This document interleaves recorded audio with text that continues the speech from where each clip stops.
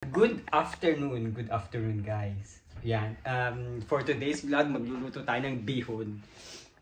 Nahiwa ko na yung aking mga ingredients.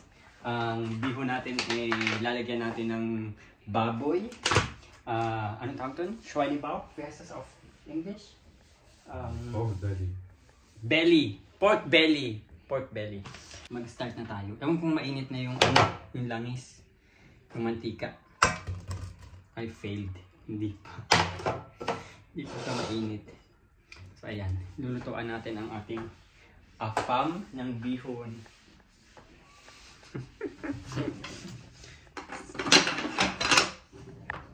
Hiwain na natin ang ating pork belly. Nakikita niyo ba? Yan. Kagagaling ko lang sa sakit. Di ba na sabi ko na sa inyo na high blood ako. Tapos a week after, nagkaroon naman ako ng tarangkaso. Siguro bumaba yung immune system ko. Tapos nahawa ako sa sakit ni Robert. Kasi si Robert may tarangkaso din. Nilalagnat. So yun, nahawa niya ako. And after a week, ako naman yung nilagnat. And then, nakasick leave na naman ako sa trabaho. So, yun. So, valid. 1 week ako nakasick leave para sa high blood, and then 1 week akong pumasok, 3 days akong pumasok, and then after nun, nagkasakit na naman, so nakasiklib na naman ang another 1 week, so yun. Ngayong month, sobrang stressful dahil sa health, pero ganun talaga siguro kapag tumatanda. Sabi sa akin ni Carol, wag ko daw ulit-ulitin na tumatanda na ako, kasi minamanifest ko daw.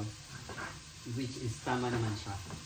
Yun, kailangan ko lang sigurong iwasan ang stress, tapos kumain ng healthy foods, and exercise. Nag-exercise naman kami. Katulad nga ngayon, galing kami sa gym. After 3 weeks, bumalik na ako sa gym. Siya is everyday siya nag-gym. Hindi ma everyday, 5 days a week. So, ano na yun? Sobrang extreme na nun. Kung magpo 5 days a week ka, pero hindi kasi siya mapigilan.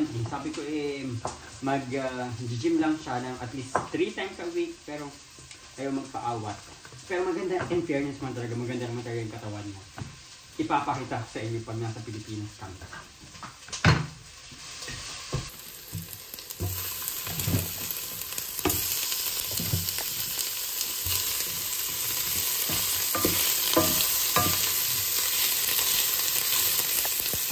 So, nilagay ko na ang ating baboy. Ang style ko, ang technique ko kapag ako luluto ng bihon, hiwalay kong niluluto yung bihon.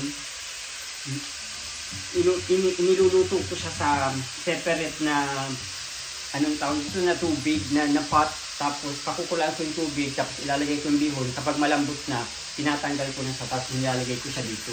Ang dahilan dun is dati, nagkaroon ako ng trust issues. Yung bihon, nilagay ko dito, tapos dinamihan ko ng tubig, so parang naging sotanghon siya. So, para hindi na maulit yun, ang ginagawa ko is, tinatansya ko yung kung gaano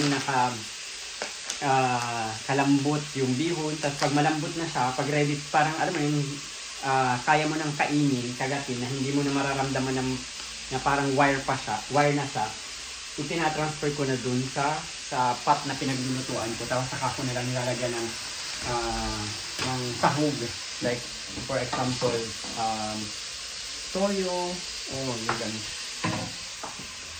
German government just decided to put the money where 100 milliarden, Okay. 1 billion. Okay. The coalition, you mean? Much money for military. Okay. May sinasabi ka about the German government daw. I have my own government. Kaya may German government na yan.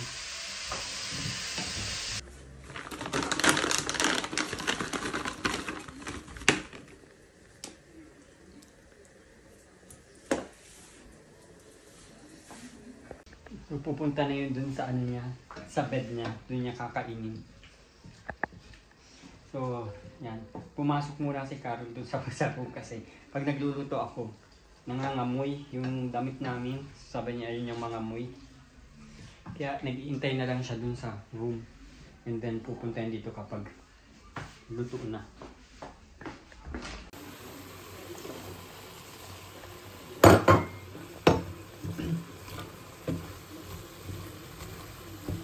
Iniligay ko na din ang ating beans and then yung carrots na hiniwa. Tapos kapag luto na yung carrots at saka yung beans, saka ko na ilalagay itong cabbage. Kasi ito is madali lang maluto. After 2 minutes, luto na yan. Pinapainit ko lang yan. And then malapit na kumulo yung tubig natin, ilalagay ko na itong bihon. 2 bihon lang yung ginawa ko. Kasya na yan sa aming tatlo. Ilagay ko na yung cabbage, tapos tatakluban ko lang siya, 2 minutes, luto na yan. Tapos, niluluto ko na yung bihon. Kapag malambot na yung bihon, ililipat ko na siya dito sa kabilang pot. Yung sinasabi, I think yung sinasabi ni Robert is yung budget ng German government this year na approve na daw. Tatanungin ko siya, nasa toilet lang.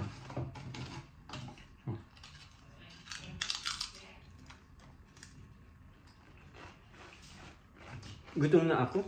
Alas 4 na. Alas 4 ng hapon. Hindi pa ako nagla-lunch. Pero nag-brunch naman ako.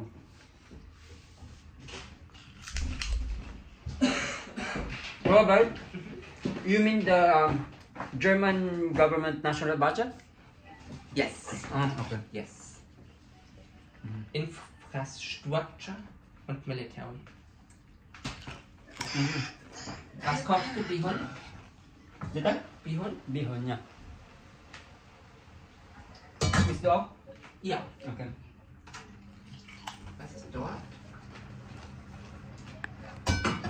So, yun na, nilagay ko na siya. And then, hinahalo na ni Robert. Damit das nicht so klumpig ist am Ende, weißt du? Damit Ja. sie locker sind. Tapos, ano mo na lang, Beautiful Bihon! Beautiful Bihon! ano mo na lang siya, lagyan mo na lang siya ng salt and pepper, and then luto na siya. Ganun ang pagluluto ko ng bihon. So, luto na siya. Tatawagin na natin ang ating mga bisita. Come! The food is ready. Yay! Kakain na kami. Hindi kayo invited. So, ang ating laptop is tanggalin. Oh! Ano nangyari doon? So, tanggalin muna itong laptop na ito. So, ayan ang ating finished product. Clean. Guten Appetit, baby love. Appetit. Danke. Danke. Masarap? Natikman mo na? Masarap. Masarap. Masarap. Mainit pa. Yun naman si Plino. Sobrang sarap. Yung favorite ko ito. Yung iba pansit, di ba? Ako ang paborito ko bihon. Kaya kung kumain ng bihon everyday. Pero pansit na umay ako. Anyway, thank you very much for watching. I hope na-enjoy niyo yung vlog namin for today.